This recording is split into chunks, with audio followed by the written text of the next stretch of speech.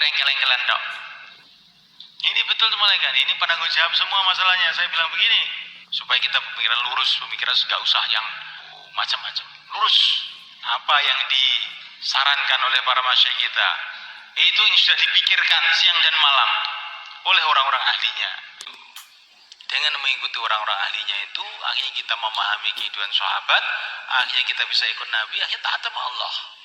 Dengan mengikuti orang-orang ahlinya itu, akhirnya kita memahami kehidupan sahabat, akhirnya kita bisa ikut Nabi, akhirnya taat sama Allah. Itu harus begitu itu. Yang tidak pakai prosedur begitu itu, mesti nanti akhirnya salah.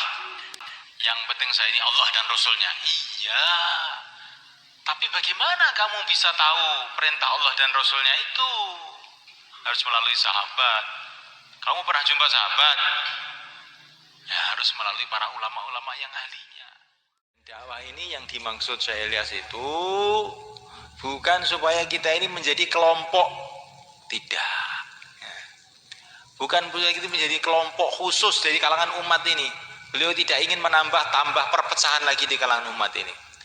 Tetapi dakwah ini mau bikin suasana kerjasama dengan seluruh umat.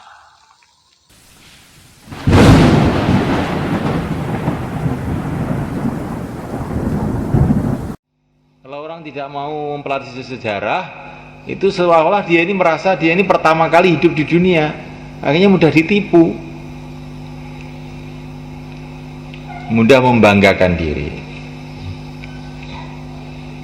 Maka ada orang dakwah keroyokan markas, tempat saya markas banyak. Markas itu dulu di Madinah. Gara-gara orang Madinah tidak bisa menjaga amalan, akhirnya pindah ke Kufah zaman Sayyidina Ali. Terus pindah lagi ke Damaskus zaman Sayyidina Muawiyah. Pindah lagi ke Baghdad zaman Daulah Bani Abbasiyah. Pindah ke Turki zaman Turki Utsmani. Sekarang pindah ke Nizamuddin. Kamu jangan keroyokan, yang penting itu ikhlas.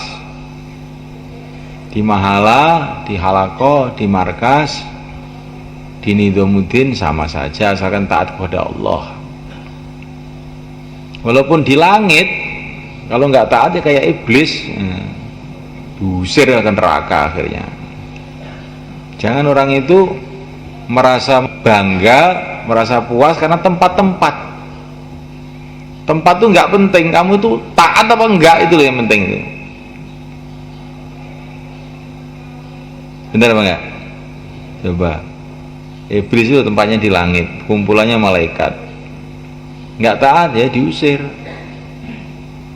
Kamu renungi, jadi orang itu dandani awake, so bangga dengan tempat-tempatnya.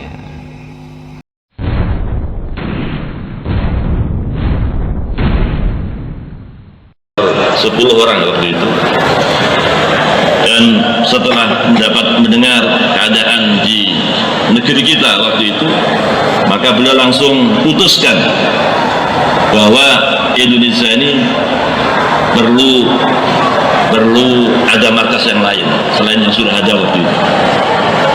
Langsung ditunjuk, disampaikan yang satu untuk dakwah di Indonesia ini markas Temboro, markas Medan, markas Kebun Jeruk Jakarta. Tanpa ada satu orang pun yang usul kepada Maulana Sa'ad. Maka ini betul-betul fikir beliau yang sangat tinggi, keputusan beliau yang tinggi, dan keputusan beliau yang sangat tepat untuk keadaan kita waktu 2 tahun yang lalu. Ini yang terbaik, dakwah di Indonesia yang terbaik ditangani oleh 3 markas. Maka orang-orang yang membolak-balikkan omongan itu sebenarnya orang-orang yang tidak paham, tidak menghargai fikirnya Maulana Sa'ad, tidak memuliakan fikir orang yang banyak risau pada kita. Bagaimana beliau telah dengan kasih sayangnya bagikan mbah kita sendiri, kasih sayangnya kepada kita semua. Kalau kita tidak memuliakan dan menghargai, betul-betul kita ini salah jalan. Maka mudah-mudahan dengan datangnya para masyayikh kita di sini ini, dan ini atas pesan beliau sendiri. Memang sebelum secara Indonesia, para masyayikh yang datang ini disuruh ke Temboro ini memang oleh Maulana Sa'ad. Maka mudah-mudahan kedatangan mereka ini diterima juga oleh Allah SWT dan asbab kebaikan untuk seluruh kita, seluruh alam insyaallah. Allahumma shalli ala sayyidina Muhammad wa ala ali sayyidina.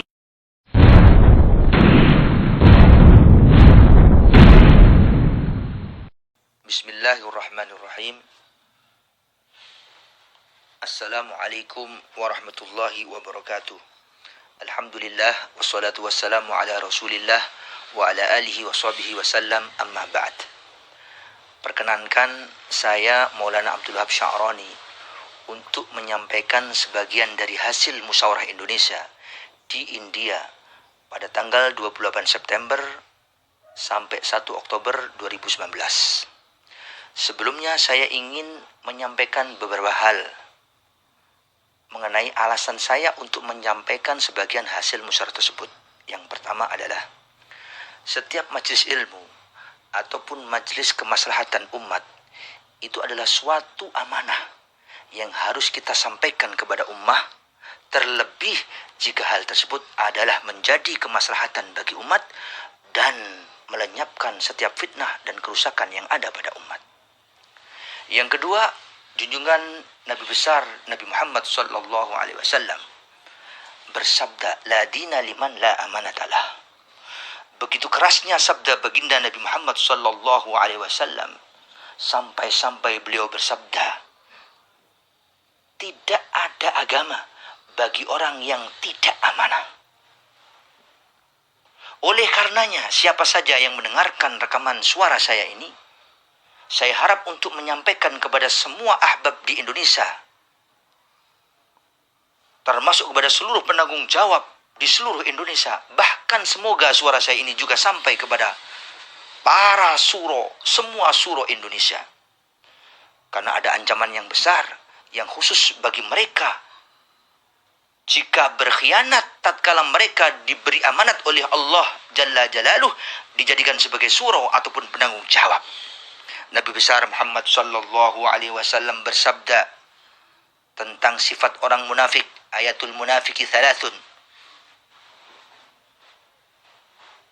Idza hadatsa kadzaba wa idza wa'ada akhlafa wa idza tu'mina khana. Apabila diberi amanat dia berkhianat. Ini adalah tanda kemunafikan. Ini adalah sifatnya orang munafik.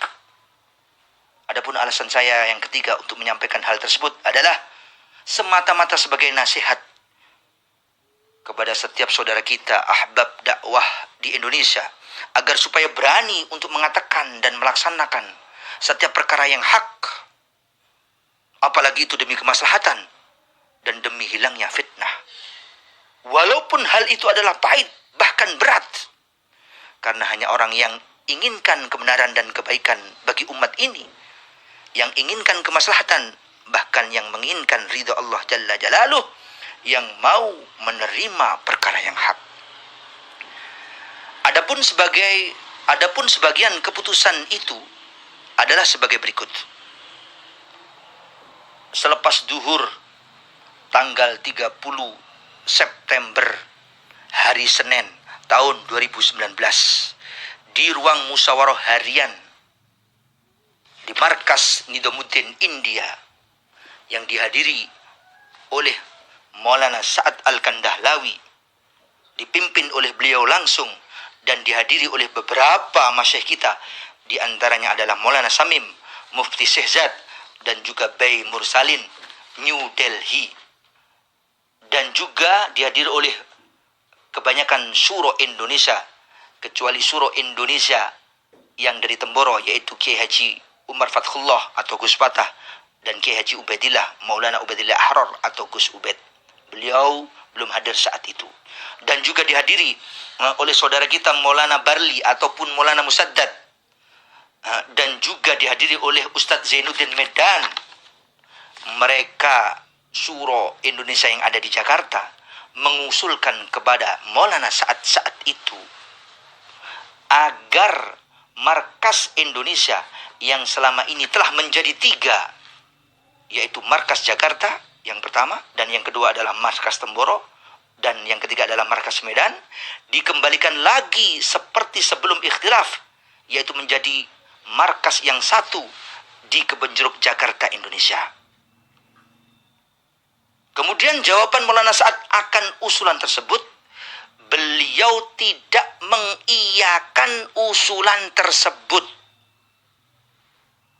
Bahkan Maulana Sa'ad, beliau perintah kepada Syuro Indonesia yang hadir saat itu untuk berhubungan yang baik dengan Temboro dan penanggung jawab markas Temboro. Demikian hasil keputusan Maulana Sa'ad sengaja kami sampaikan untuk saudara ahbab kita seluruh dai di Indonesia agar mereka bisa memahami dengan baik serta mengamalkan dan melaksanakan apa yang diputuskan dan yang disampaikan oleh Maulana Sa'ad tersebut dalam setiap keputusan musyawarah yang kemarin kita ketahui bersama. Dan teruntuk bagi orang yang tidak percaya kepada apa yang saya sampaikan ini, maka saya harap untuk langsung datang menemui Maulana Sa'ad ke India, Nizamuddin sana, langsung bertanya kepada beliau tentang hal ini agar supaya menjadi jelas dan gamblang, agar supaya berita hoaks, kebohongan terberhenti, hilang tatkala kita langsung menanyakan akan hal tersebut kepada Maulana Sa'ad. Dan sangat baik sekali jika setiap provinsi bahkan atau kebanyakan penanggung jawab yang ada di Indonesia untuk mengirimkan perwakilan mereka datang ke India, langsung tanya kepada Maulana Sa'ad mengenai hal ini. Sekian berita yang saya sampaikan. Wabillahi taufiq wal hidayah wal ridha wal inayah. Sekali lagi ini kami sampaikan hanya semata-mata demi kemaslahatan umat dan demi hilangnya fitnah dan kebohongan yang semakin seperti bola api yang begitu liar. Wabillahi taufiq wal hidayah wal ridha wal inayah. Wassalamualaikum warahmatullahi wabarakatuh.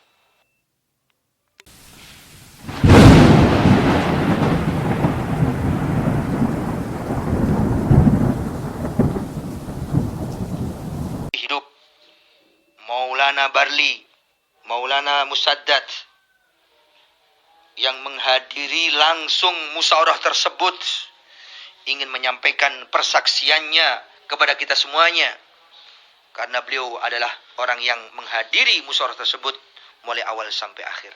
Waktu dan tempat saya persilahkan.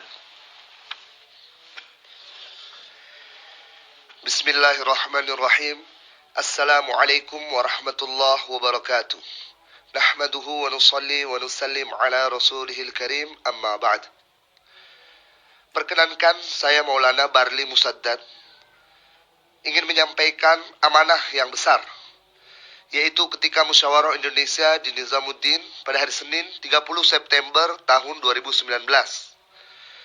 Berupa usulan dari sebagian besar syuro-syuro Indonesia untuk menjadikan markas Indonesia yang selama ini 3 markas agar menjadi satu kembali, yaitu markas Kebonjeruk, Jakarta.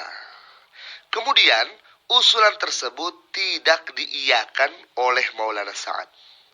Sekali lagi saya ulangi, usulan tersebut tidak diiyakan oleh Maulana Sa'ad.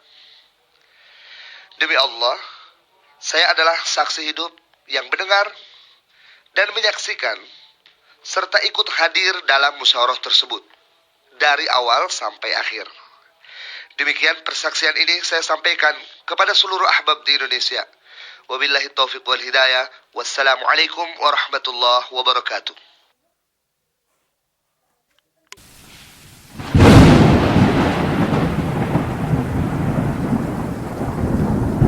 Alhamdulillah, tuan-tuan yang mulia, tidak usah dibahas perkara ini ya. Saya ini saksi yang hadir di musyawarah internasional terakhir 2020 ya. 2020 bersama Kiai Haji Nur Thohir rahimallahu taala. Kemudian juga ada Maulana Wahyudin Bandung dan kedua putra Kiai Haji Thohir, Kiai Nur Thohir, yaitu Gus Soleh dan Gus Inam. Kemudian dari pihak Jakarta yang hadir, dari Bonjer yang hadir itu Pak Haji Cecep Firdaus, kemudian Ustadz Mas Rohan, kemudian Ahyar Masamba, Pak Ahyar Masamba, kemudian Dede Daud dan putra Pak Cecep yaitu Maulana Siddiq. Ketika mereka menyodorkan 10 titik kawasan untuk ijtima yang akan dibuat di Indonesia kepada Hadraji Maulana Sa'ad, dan ketika beliau lihat, beliau kaget serta marah.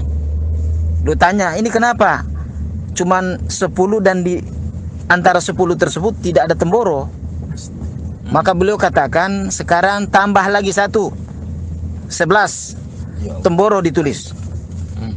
Kemudian karena melihat hal ini, beliau tegaskan lagi,